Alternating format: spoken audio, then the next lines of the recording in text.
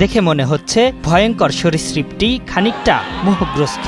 কোন দিকে যাবে তা নিয়ে আছে দ্বিধায়। তার বিপরীতে কয়েকজন তান্ত্রিক দাঁড়িয়ে আছে, উচ্চ শব্দে বিশেষ ভঙ্গিমায় করছে মন্ত্র উচ্চারণ।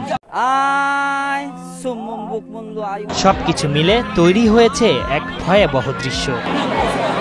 আর এটি দেখার জন্য জড়ো হয়েছেন হাজারো মানুষ। তাদের চোখে মুখে চূড়ান্ত উৎকণ্ঠা। শেষ পর্যন্ত কোথায় যাবে সাপটি?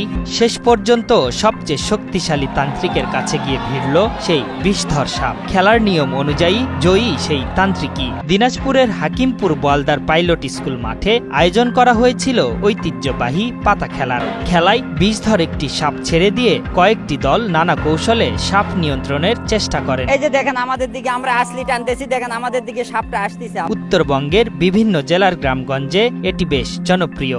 সাপ নিয়ন্ত্রণের এই খেলা এসব এলাকার দীর্ঘদিনের ঐতিহ্য।